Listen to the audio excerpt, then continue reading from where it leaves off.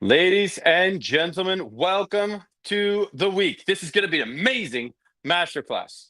I just started this week putting out the Monday morning video. If you haven't subscribed to our YouTube channel yet, please go and do that because I'm going to be setting this out every single week. This Monday morning video for launching into the week and setting the right perspective as you get into the work week and as you get about your success in that week. One thing that I want to mention as we start off today is I am not the kind of person that's just like rah rah, let's go do this and you can do this and just like inspire everyone to do things for no purpose whatsoever.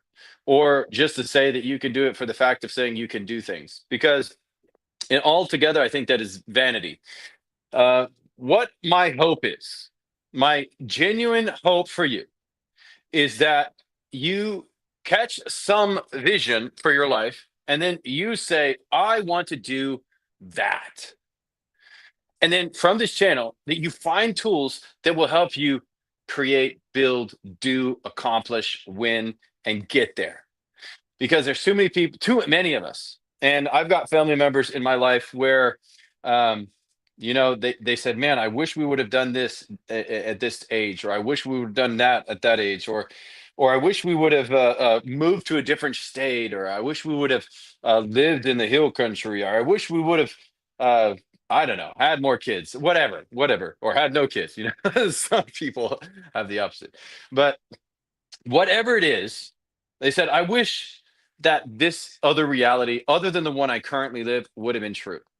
And so, my earnest desire and goal for you, as you watch these masterclasses, you go through this journey with me, is that you find nuggets, tools, principles, methodologies, maybe ways of doing different ways of administrating different parts of your life, so that you can implement those into your life immediately, and then build something great that actually the thing that you want to be a reality down the road for you in your life.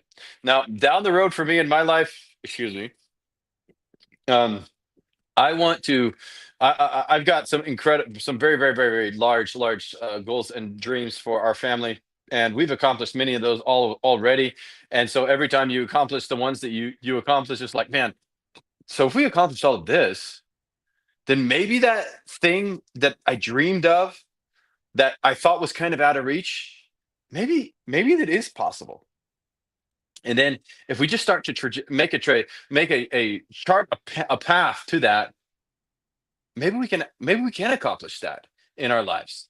And so, since so many of the goals and dreams that we've set on out to accomplish have come true, having a large family, like buying a smaller ranch, and having a cattle farm of 150 cows, and like scaling a multi-million dollar business, like living completely debt free in every single area of life. All that wrapped up, and being able to accomplish those while living a kind of inspirational, kind of vision driven life. um it it just sets the tone for life, to say that, what you desire to accomplish later down the road in your life, you absolutely can do that. But you're going to have to get your butt in alignment with what it takes to get there. And so many people think, well, if I just changed these one or two things, I could have, or I made these maybe one or two different decisions, I could have got to where I wanted to go. In reality, it is like 100,000 decisions that you needed to make to actually get there. Like, you wanted to, for example, you want to own your house outright. You want to be completely pay off your house, and it costs, I don't know, $500,000. Well, first of all, you've got to get on the budget, right? And then you've got to make a plan for your money, and then you have to make sure you're living on less than you make, and then you have to pay off all your debt, and then you have to do this and that and this and that and this and that, and work all the baby steps until you get to the place where you can throw a huge chunk of money every single month at that house payment until you finally get to the end and pay it off, right? And that was like 10,000 decisions that had to be made in order for you to get there. And so, what I hope that you find from these masterclasses are maybe the methodologies, or some of the information, or the principles behind those decisions that you need to make to get there. So, this master series is about how to build a multi-million dollar family business. It's what I've done. It's what I do. It's what I was doing before I came to this masterclass today, and what I'm going to do tomorrow. And it's part of every single aspect of our life for me and my family, and we love it. And so this is part of our vision, and that thing that we said, man, if I could do something, what would how would that be? And that is exactly what we do right now. That is exactly what we do right now, except at scale. And so that's what we're doing, and that's what we're driving for going forwards. However, this is part of the journey where I get to share a lot of that stuff with you, and to be able to hopefully help you to get to where you want to be later down the road. All right, starting at decision one, or whatever, maybe it's decision number 752 out of 300,000, but whatever it is, we're starting where we are now. This masterclass is about how we know we're doing everything that we're supposed to do after we've made our very first hire. So many people don't know what that is, and so many people get this very, very wrong. Now, here's some stark realities, current situations for so many organizations out there. And I know this because I've talked with a lot of the business owners in their small business, or scaling their businesses, or maybe first time hires, or even if they've been in business for 25 years and they're just still having trouble with the churn in their organization. This is the reality that so many times is a reality for those companies. Hires, they get into a company and the honeymoon period is wasted. So when you hire a new team member and you bring them into your organization, you have a honeymoon period. That is like the first, I don't know, it's like this first magical period of 2 to maybe 4 weeks where the person actually gets into the organization. He's full of this euphoria. Wow, they chose me. I must be super, super awesome. And you are really awesome. But or the person you're selecting, if you're the business owner, right? There, you've chosen a really awesome person, but now they have to get into the work and then become productive as soon as possible. And if you waste this honeymoon period and don't connect them to the what to the why as soon as possible, then they will start to go flat. And then they'll just get to this point where, like, oh, well, oh, so I was hired through a selective process, and this job's just like any other job. So I can just kind of come in and hum. I don't have to actually perform. I don't have to go above and beyond. I don't have to do pretty much anything other than what I normally did in my last 6 jobs. And so whatever, I can just kind of hang out here. So that's something that's all too many companies and really waste. And I think it's one of the very first opportunities that you have to shine as a leader, and to actually engage your team members and drive some of the most productive, profitable outcomes from the very beginning. And it's not just about making profit. It is about truly engaging and making their experience working with you better as you go together, which ultimately will end up in more profit as you guys drive to clarity. All right. So the second thing is, new hires, they don't have any real idea what the company is about. They know that they have to come to work, they get paid, but they have no clear understanding of what in the world the company is about. Why does it actually exist, other than for the fact of making money? Now, I want you to think about that for just a second. If a company solely exists for the purpose of making money, do you really want to work for that company? Because that's going to drive decisions in different ways. The purpose of the organization drives the decision in a direction. So anybody that you know that is solely about the money, how do you interact with those? How do you like your interactions with those people? Typically we say, gosh, that idiot's just all about the money. And we kind of we have a disdain around people who are just all about the money. They're just in business to get money. And all of us have frequented businesses, maybe not frequently, but we have been to businesses and had transactions at businesses where they were simply about the money. You could tell it's just like grime, and it feels dirty, and it feels you feel subservient to the person that you're buying something from, and it just doesn't feel nice. But when you actually go into an organization where their mission is maybe around service, or around manufacturing trailers with a sense of helping people to transition their lives from one place to another, or some greater mission than that, then that purpose drives how they're going to treat their clients, and drives how they're going to interact with their clients. And so all of these decisions, they really do play out in real life, and they come out in the numbers and in profit. And that's why it's so important when you have a new hire that they absolutely understand what the company is about. And what is more important then is that you understand what the company is about and that you can relay that message clearly to them. Now, owners think that they're doing great in this first period, but they really in reality, most of them are not.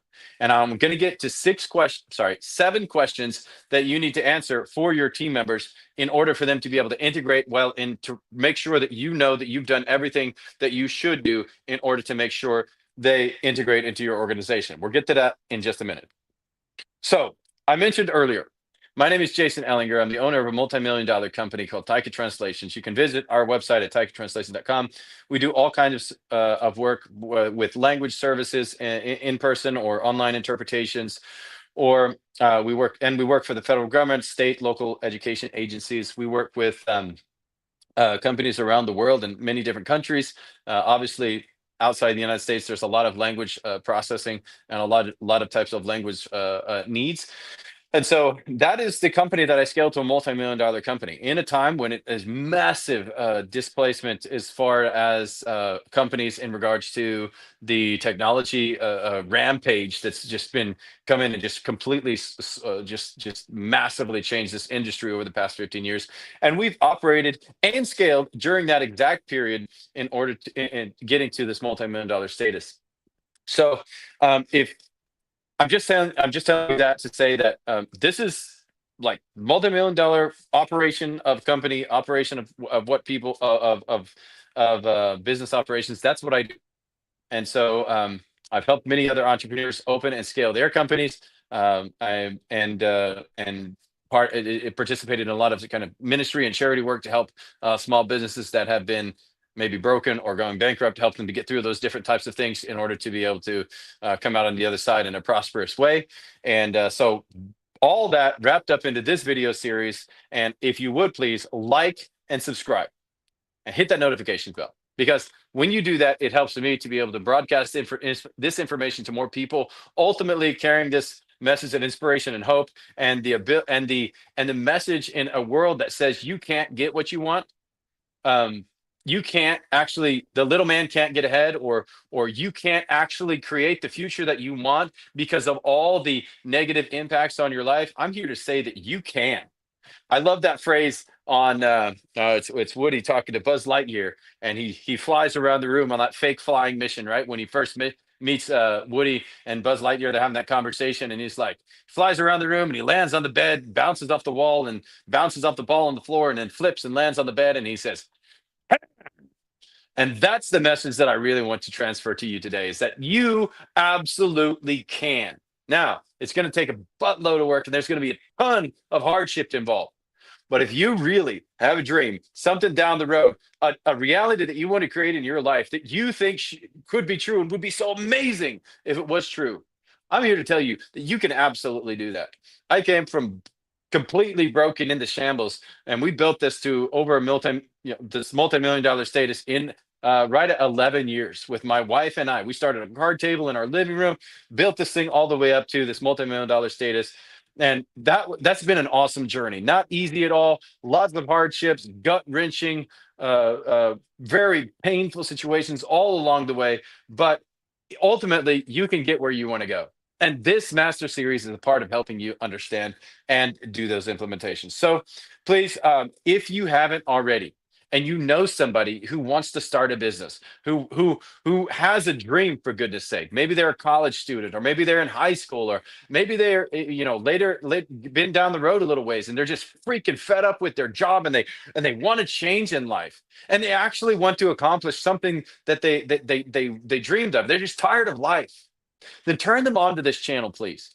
Because copy that link, send it to them, ask them to like and subscribe so that they see when we go live or when we send out new content, because we post content every single day. We're on TikTok, Instagram, YouTube, Facebook, wherever else that there's social media. We have social media going on every single day, because we want to really help people understand that in a message where there is destruction and seems like desperation on every side, that there is still a very clear path to hope and accomplishing the things that you want to accomplish in life and fulfilling your dreams. So I just want to share that message with you as we get into the content. That actually has nothing to do with the content Well, I guess it has to do with the content that I'm going to talk about today, but it just felt like today somebody needs to hear that message. So I hope if you're the person that needed to hear that message today, that you like and subscribe, hit that notifications bell, and copy that link and share it with a friend who also needs to hear it. Now let's get into the content today, guys.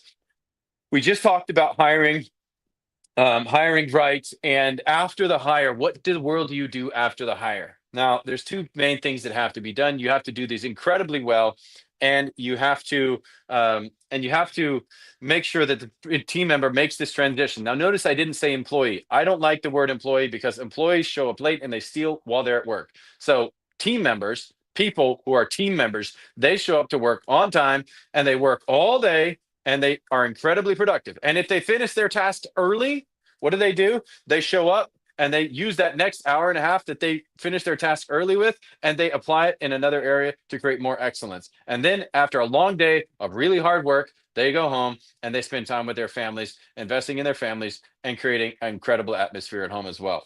So you have to do two things. One, onboarding. Most people do this terribly. Two, start getting work done. Like the team member has to go from you hiring to get work done. Because when sorry, when they don't, when you don't hire them and when you don't onboard well, they really inefficiently get to the point where you're getting work done. I've seen team members come in, they have been there for a week, and the same week that they came in to start their job, their leader, their direct leader, was on vacation, and they're sitting out there at their desk wondering, like, what am I supposed to be doing? I kind of had this kind of orientation thing, walked around the building, said hi to everybody, welcome to the team, and kind of here's my desk, but I don't have a computer, I don't have a phone, I don't know what the heck I'm supposed to be doing yet because my director leader was on vacation. That kind of stupid stuff really kills morale in that team member and ultimately completely destroys that first honeymoon period. So onboarding has to be done incredibly well and to getting work done. Now, for the onboarding stage, I've done other videos on YouTube about onboarding, and I'm not going to spend this entire video on onboarding because it is a very, very important part of the process. I'm going to get to what happens after onboarding, and maybe most importantly, a lot of the questions that should be answered during the onboarding. That's what I'm going to be talking about today. But the actual physical kind of steps that you go through as you do your onboarding, I'm not going to go through each and every one of those. I'm going to tell you what you need to do to make sure that you're doing what you're supposed to be doing in order for that team member to come on, get into your organization, and start getting work done. Okay. Now, onboarding is a 90-day probation. Sorry, onboarding and the 90-day probation period is when hiring is completed. Okay. So you've gone through the hiring where you've done probably 6 to 10 interviews with this single candidate, as well as done 6 to 10 interviews with maybe 5 to 10 other candidates. And you've done all these interviews. This person made it through the final cut and finally got hired into your organization. We talked about hiring in the last session. If you want to learn about hiring, go back to that session and learn some more about that. But this one is specifically what to do after you've hired the person. Now, you have to answer. Okay, first of all, hiring is not fully complete until you have completed the 90-day probation period. Now, you've hired the team member, they've gotten through all the interviews. Now you get to the point where they have their job description and all their information that they need, and all the benefits and contracts are signed, and everything's been explained. And now you're getting to you've gotten to the end of that 90-day probation period. And once that is complete, and the team member is still fired up about being there, still loves the idea of working there, still is fully engaged and ready to rock, and is actually already producing work, then hiring is complete. So many people think that they hired and that person is already fully through the hiring process before they do a probation period. If you haven't done a probation period, start doing a probation period now, because it's incredibly helpful and even liberating for you and the team member to understand that when you start working together, it's not like, okay, you have to make this decision right now at the end of the interview process, and it is this way for the rest of your foreseeable future, no matter what. No, at the end of that hiring period, once they really get acquainted with the values and the orientation inside the organization, and once they really become acquainted with their job, and they have a good 6 weeks to start working through that, you will see whether they start getting fired up and engaged and actually dig in, or whether they start to kind of fizzle out and step back and it's like, man, this isn't really what I signed up for. And that's really good. Either of those situations is really good because you know that they're not the right fit and you can move them right out of the company and continue on the hiring journey. But if they, the best outcome is when they're like, oh my gosh, this is the best place ever. I really love working here. There's a lot of opportunity. I can see how I can grow in the future with this organization. And then at the end of that 90-day probation period, you have a big, really, big celebration. Everybody's really happy about that. You mentioned this in the team staff meeting, and then you charge forwards. And by the way, that's the point at which you would give out any bonuses to team members who have referred somebody to you for hiring. So, for example, if your team member referred a friend of theirs or acquaintance, a neighbor, somebody in the church or whatever social group they're a part of to you, and that person made it through all of the interview process and they got hired, this would be the point where you say, all right, you get a certain amount of money, whatever that may be. You choose whatever that money is, whether it's $100 or $1,000. I don't know. You choose what that's worth to you. That referral is worth to you, and you give it out in that 90-day probation period hiring completion moment. So I just wanted to share all that with you because that's kind of hiring and then 90-day probation period. And now during the 90-day probation period, we're going to answer these questions. And we're going to do some other things, but we're going to answer these key questions because I want to make sure that you know what you need to make sure you have done in order to make sure that this team member can get into your organization and just freaking rock it. Now, question number one is, why do we exist? And they're like, man, I don't even know why we exist. If you don't know why you exist as a company, then this is one of the, like, as you start the process of hiring people, you need to very quickly start working on this as well, because this is a very challenging thing that most organizations don't nail down. Well, we're in this place to make money, to make profit, to help the shareholders, to why do you really exist? Like, do you really exist to whatever the reason may be for your company? Like, work near loved ones, demonstrate Christianity, be healthy, be wealthy, spiritually, mentally, financially, share the love of Jesus wherever you go. Maybe it's to provide hope and inspiration, or maybe it's just simply to provide hope, like Dave Ramsey's. That's like their main mantra. They are in business to provide hope. That's it. So you have to decide why you exist. Now, I'm not going to go through exactly how to establish that. I'm going to do that in a completely different business video series. But this question is so important that if your team member does not know this before they get into working into your organization, you will hinder their ability to succeed. So we exist because people need help moving life forwards and upwards. We exist because the world needs more great leaders. These are all real, actual examples from companies' reasons for existing. It needs to be plain. It needs to be simple. It needs to be clear. It needs to be repeatable. It needs to be something that you can roll off your tongue, and it needs to be something that everybody else in the organization can understand and can recommunicate when you're not in the room. We exist to provide hope and inspiration, whatever that may be. That has to be a reality for you and for your team members. And many times over in the future, you're going to be repeating this message for them. But question number one, they have to know the answer to is, why do we exist? Question number two, how do we behave? You need to have a statement that is alignment with the reason for existing, that helps you to that helps the team member understand how you and the organization behave. Now, the statements can be as long as many or as few as you want, but they have to be very clearly defined for every team, for everyone on the team, and be able to be repeated by them as you work through the different aspects of your work. So, here's some examples. We behave with excellence, never giving up attitudes, and a constant desire to serve for the good of others. We behave with humility, passion, and clarity driving action. You make it as long as short as you deem necessary. And you, as the leader, are the one who decides the core values for the organization. But your team member must know what they are. And you must refer back to these very often. So if you want to know that you've done everything possible to integrate this person into your company, then how we behave is a absolute necessity, because somebody might feel like, well, I can leave 15 minutes early because That's what everybody else does in every other industry. Well, here in this organization, we believe leaving early is stealing from the organization. So that's not appropriate here, right? So some organizations, sometimes you might have the situation where when somebody comes into the organization, they're used to working 8 hours. Well, in this organization, we work 40 to 50 hours per week, whatever is required to get the work done. So how is that going to be portrayed in the values? And so you have to work through these and talk through these with your new hires, because if you don't know, if they have never been, like, you can say a specific phrase, and if they have been acquainted with that phrase, but in a very negative context because they've been abused in other jobs, because they've been overworked, mistreated, or treated or berated because of a just really bad boss, because there's a lot of really bad bosses out there.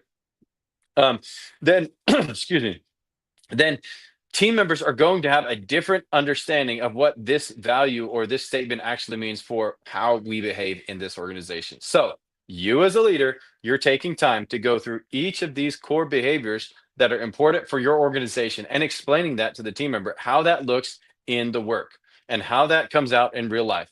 And do that until they completely understand.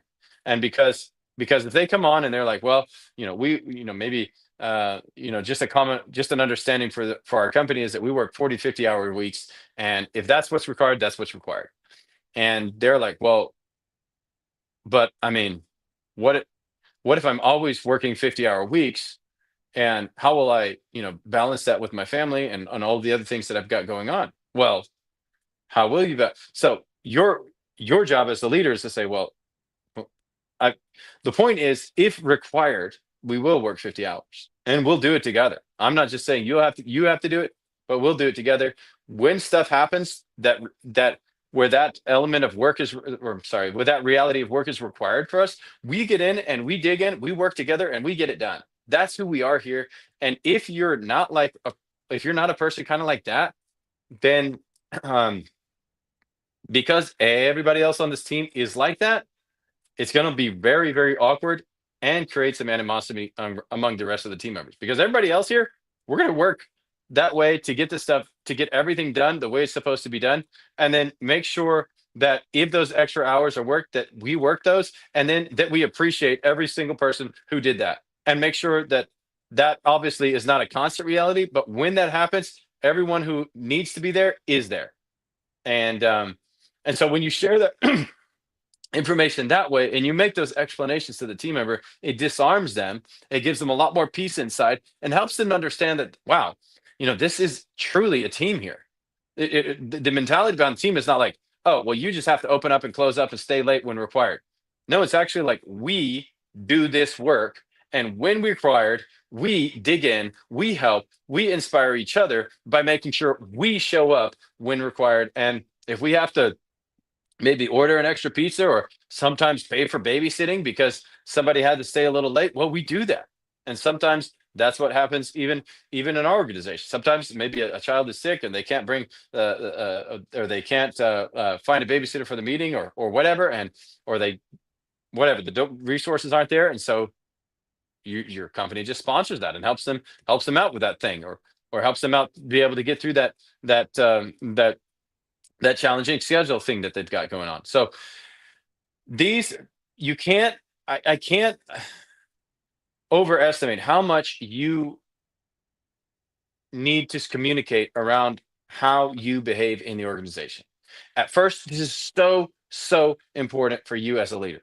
If you don't explain this, they will have their own interpretation of it, and it might be completely opposite of what you're actually thinking. And so go through these and make sure that you write down the things, the ways, the values that you behave in your organization for, and make sure that they're clearly communicated in your onboarding with your team member. Third question: what do we do? Not what their actual job is, but what does the company actually do? Here's a couple of examples. We provide services and resources for leaders who want to lead their organizations more effectively. Clear and simple. Something that your grandmother could understand. No offense to grandmothers out there, but I mean, really, grandmothers can understand something that cut and dry. It shouldn't be complicated, should be some kind of crazy high aspirational answer. It's simply a very clear cut answer. We provide digital services and resources to help people move their lives and companies and organizations forward and upward. Simple. They need to know what the organization does. This isn't a massive, again, it's not a massive explanation, but the team member needs to be very clear on this thing because it helps you understand what you do, but it also helps you understand what you do not do and what things are out of alignment with that. And so when you're working on something, when you're driving towards a goal with the team, and you encounter multiple different ways you could go, you step back and take a look at that, and all the team members can pretty much almost intuitively understand because they know what we do as a company, what it is that we actually do. They will say, oh, well, this is the obvious choice because it aligns with what we do. And then the decision's already pre-made. So many decisions can be pre-made. And when people don't take the initiative to get into their business and to actually make those fundamental decisions that cause it to be able to prosper and eliminate such a kind of maybe an anxiety or stress around making the decision because the decision's already been made because we already know what we do. And when somebody offers us to open and go into a restaurant deal or open a food trucking business, well, we don't do that. That's not what we do. So no, we're not going to do that. The answer is already there. So it's very important. It's a very basic answer, but it's very important for you to have this answer and make sure you transfer that information to the team member during onboarding. Now, how will we succeed? There's so much jibber jabber, so much talk around this thing called strategy. It's like strategy. And there's lots of different books written on strategy. And strategy is simply a plan for success. And every team member, every organization, every new hire needs to know that the organization has some plan for success. Like, is there actually someone driving this bus? Is there a plan that we're driving towards to be able to accomplish? Or are we just kind of winging it? Because if you are kind of winging it, you should stop trying to just kind of winging it and start actually implementing programs that work and creating plans that work. But this, more than anything else, is a collection of intentional decisions the company has made to give itself the best chance to thrive, and that makes a differentiating factor from its competitors. Here's an example. We differentiate art. I'm getting tongue-tied. I don't know what the world's wrong with me. We differentiate ourselves by maintaining and cultivating a devoted, proactive, and inspired service-oriented team. We utilize the best human and IT resources to create and deliver products, and we keep costs low by providing an accessible and professional client experience with a friendly touch. That's it. That's the plan. Like, what? That's a plan? Yes, that's actually a plan for success. A strategy. That's how we're going to win. And it does need to be as simple as that. Listen, a collection of intentional decisions the company has made to give yourself the best chance of thriving and differentiating yourself from its competitors. In many industries out there, there's an incredibly distant or cold-hearted, just cutthroat type of way of operating, and that's why in this one, at the end sentence here, what was that last sentence here? It says, and keep costs low by providing accessible and professional client experience with a friendly touch. That completely changes the environment that the client experiences when they interface with the company. And so all of these things are pre-decisions to help drive thousands and thousands and thousands of other decisions in the organization. And the plan for success is a very important piece of information that every team member, whether or not they've been there for 10 years or whether or not they're just walking in the front door because they just got hired, they need to know the answer to this question. Now, what is most important right now for us in the company. This is called a thematic goal.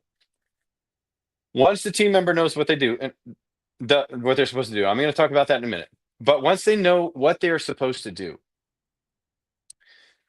the actual work the actual work they've been hired for, they are going to start doing all of that work, and very, very likely it's going to become evident that sooner or later that there are some tasks that might not be able to be done or they might not have enough time for. And so they have to choose, what tasks are the ones that I must do now in order to help our company achieve its goals. And so the thematic goal helps your team members align with what is most important for the company right now.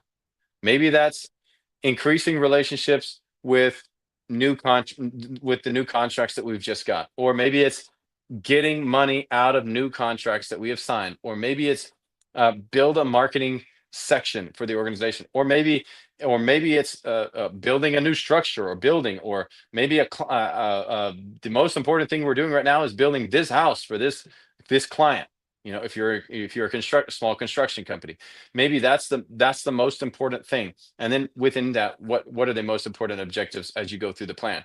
But the most important thing right now helps the team members align their work with what your expectations are as the company adapts and works through different cycles. The most important thing right now for an organization typically lasts 4, maybe 6 months. For a very, very large organization, it lasts up to about 18 months. And this thematic goal should drive everyone's activities at every level and help them very clearly understand that, okay, well, instead of those tasks, I actually need to do these tasks more urgently, because this is our number one most important goal. This is the thing that's most important right now for us. So I'm going to align everything that I do, or maybe even take on some other tasks that I wouldn't normally do, that will drive us in that direction because I have the talent, skills, and knowledge to do that. And so this is all about the pre-deciding factor, making those decisions early to drive decisions when you're not in the room to explain what must be done. The team member can sit down, they say, oh, the most important thing right now is for us to get work out of these contracts. Okay, so what am I supposed to do when I have any extra time whatsoever? Or what am I supposed to do when I have all these tasks to do? But these 3 tasks, they actually help us to get to that. And these other 2 or 3 tasks, they're not driving us in that direction. So I would understand that my leader would want me to focus on these 3 tasks because it's in alignment with what's important right now for our organization. That is what is most important right now. That you and here's how honestly, here's how you drive to the answer that question. You have to answer this question the way that it's very credible, because if not, you're just shooting in the dark. And here's a big temptation: just making a thematic goal out of anything. And more problematic is making it out of something that's very familiar and that that you can accomplish, and without any great strain or maybe no risk. But it's very likely that there is something in the organization that needs to be accomplished, changed, implemented, built, improved, something.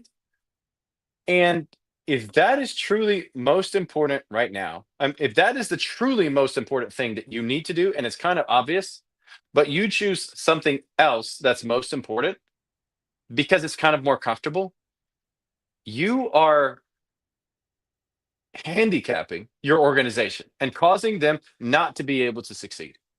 And you're self-inflicting that on your team and your organization, effectively making everyone's life worse. So when you have to select something and it's kind of hard and it might be a little scary and you're not really sure if you can accomplish it, but if you could accomplish it, it would be the number one best thing that you could do for the organization over the next 4 to 6 months. That's the thing you need to choose, and you need to go after it and then set a course, drive all decisions in the direction that make that come to a reality. And then once you actually accomplish that thing, celebrate it like nothing else, because that was one thing that was super hard. You drove through, you made it, you accomplished that thing, and you get to rally together as a team and say, man, we did something that honestly, at the beginning of this, I was a little afraid of, but we rallied together. We just dug in, and we got it done. And that is truly amazing. It's taking our company to the next level. So that's why when you answer the question, what is the number one thing if the company managed to accomplish during this period, we could look back on and say with any great level of credibility that this was a great period. And now I just want to remind you that you never should choose the easy thing, even though it's familiar and you know you can accomplish it. You need to choose that thing that is truly the thing that credibly can be stated that that is the most important thing that we need to accomplish together during this period, no matter how hard that may be, no matter how challenging it may be. And once you work through that and you do that multiple times with your team, and they actually see that you can get through many of those together, it takes your team performance into a whole new level. All the team needs to know this at all times, and they all need to align with that. And that comes from you, the leader. The number six thing that you need to do for your team member. What is my role? You need to answer this question for them. So make sure you have a job description. I talked about this a little bit in the last session, but I just wanted to outline it here to make sure you have what is supposed to be on the job description there, so that when they go to review it, they know exactly what their job is, and you know that they know exactly what their job is and how they're supposed to behave in accordance with that and how to drive forwards. What is a job description? Why the role matters to the company should be right up there at the top. What do I do? There's your outline of tasks. What are the KPIs? Key performance indicators. What are the things that are going to be measured, and how will I be evaluated against the performance of those sectors? Okay. And that should be in each of their main areas of what they actually do. There's probably 2, 3, maybe 5 areas of what they actually do, maybe with some sub bullets, sub points. Then it should come from each of those, and the KPIs should be 2 to 5 max in each of those, off of each of those sections of what they actually do. The KPIs, key performance indicators. There's be statements about what they are going to be measured against and how they're going to be evaluated against that. At the bottom of this job description should be a list of your core values and your HHS reminder. Do you know what HHS stands for? If you don't, it's in the last video. I talked about it, and it's very, very important. Humble, hungry, and smart. And it means the required combination of these attributes in a team member makes working with them a pleasure. Or even if one is missing, it makes working with them very, very difficult, and sometimes not possible. Meaning somebody leaves and it's not the owner, right? So the core values and the HHS reminder, humble, hungry, and smart reminder at the end of the job description is always a very, very important document that we use every single year. And when the team members are wondering, what the world am I supposed to be doing, they can always go back to this. They can see what they're supposed to be doing, how they're going to be evaluated against that, and what the core value is, how they're supposed to behave as they carry out this work. That is such a helpful piece of information to have in your hands as a team member, because it creates so much clarity and eliminates so much confusion. And so, what is your role? This is all the stuff that's supposed to be on there for them in that role. If you have any questions about that, please drop me a message in the chat. I cannot go over every single detail in this masterclass because we're already at 43 minutes, and I don't think you want to be sitting here for 2 hours while I unpack and explain these things. I'll look back and explain these things in future videos. So that's why you need to like and subscribe. All right, so number 7. Now, many people don't even know about this. And I really feel sorry for them. And it's really very, very sad, because so many people are in companies that they would otherwise love to work for, but they're miserable in their role, or they've been promoted into misery. And that is a terrible reality. It should never be the case that someone in the company was promoted into a role simply because they were the best salesperson on the floor, so they got promoted to be leader. If they love doing sales and they love working with that team, let them stay in that role and just keep killing it. Don't promote them to a leadership role if they're not ready for that, or if they were not created for that, or if that's not their genius. So, Working Genius is a framework on productivity. Really, it's a productivity tool produced by Patrick Lencioni. Now, you can go and find the book. I'm not sponsored in any way for him. Maybe one day I will be, but right now I'm not. He made it. He wrote a book called Working Genius, and there's an assessment that goes with it. I highly, highly, highly recommend every single leader. In fact, all of my leaders, I force them to read this because it is so important for team productivity and not being misery and not producing work misery in your workplace. So the team member needs to know what their geniuses are and how those tasks and the leader needs to most importantly look at this and understand how them doing those tasks is them living out that their working genius and working within the working genius to the utmost extent. So many times people are working in roles that they can do, they're kind of adequately, kind of marginally good at, but it sucks the all life out of their soul. And every every Sunday night, as they think about work, getting ready for work for the next day, it just kind of puts a dull pain into their spirit. But if you have people doing work that they were created for, and I love Jesus. I believe everybody was created by God, and God's given each of us a very specific talent and gift. And so, uh, if you don't believe that, I'm sorry, but anyways, I do. So that everybody has one of these six, or I'm sorry, two of these six talent geniuses, and then they're kind of sub geniuses or kind of what they're adequately good at, and then they have a couple areas that they just hate. And when you spend a large majority of your work time working in areas that you simply hate, you hate your life and it sucks all the life out of your soul, doing tasks in those areas, you I'm sorry, I see that there is a comment on the screen and I need to look at it. Thank you very much. Hello from Atlantic City. Mr. Sar 609, hello back to you, sir. Welcome to this masterclass. I hope you're getting something out of it. Lost my train of thought. If you are not working within that one of those six geniuses, then I'm sorry, one or two of the six geniuses in your most of your work tasks during your day, then you are hindering your ability to succeed. And so, if you want your team member to have the best chance of possibly succeeding in their role, then you need desperately to help them understand what their working genius is. And by the way, you should probably know what your working genius is as a leader. So get the book from Patrick Lencioni, read through the book, apply the model, and you will probably think, man, who is that nut on YouTube that told me about this thing? That was the most amazing advice I could ever have received.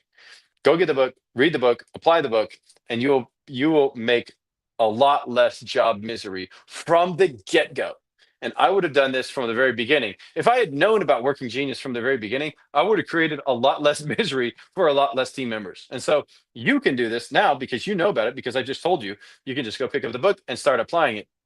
But this is a question that I don't think that you should lead with, that you should call yourself a leader if you don't have the answer to the information in the Working Genius. So get the book and actually apply the material, because it helps you very clearly identify where each team member will be most productive and most fulfilled in their work, and do work that drives energy, not sucks energy out of their soul.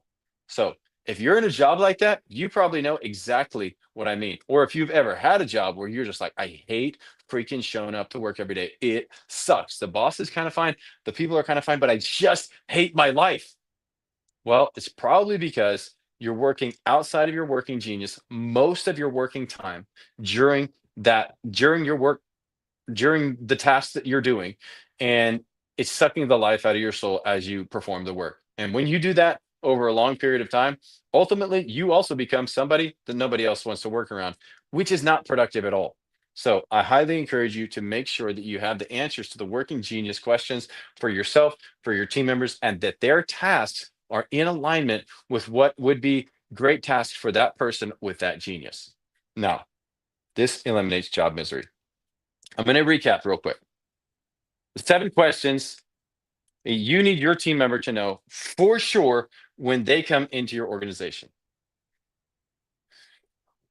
Number one, why do we exist? Number two, how do we behave? Number three, what do we do? Number four, how will we succeed? Number five, what is most important right now? Number six, what is my personal role here? And number seven, to eliminate so much misery, what is the new hire's working genius? What is their working genius and where does it apply in the tasks that they have? And if that's not in alignment, how do we create alignment so that we can make sure that they have correct tasks to make sure that they're not incredibly miserable while working here? Because that is going to create incredible productivity. Now, rinse and repeat early and often. Is this a one and done thing after you have gotten through the seven answers, the answers to these questions? Is this one and done? Is that it? It's absolutely not. In fact, you have to go back through these answers to these questions at different times in different ways. And that's what I'm going to go over in the next masterclass. What are the rhythms that cause us to maintain and build company culture? I'm going to go through those rhythms and what to do in those rhythms so that you know exactly what to do. How, once you've hired the person, you brought them into the organization, and now we're going to go through how do I maintain the company culture as we work to get productivity out of each and every team member, maintain alignment with our vision, and make sure that nothing gets lost along the way. Thank you so much for this really, really nice comment, guys. Enjoying this, like the stream, subscribe. So you don't know. No. Yes, if you are enjoying this, please like the stream, subscribe, and hit the notifications bell so you don't miss the next masterclass, because we're going to go over the rhythms that cause you to build and maintain company culture. And I look forward to seeing you there next week, same time, same place.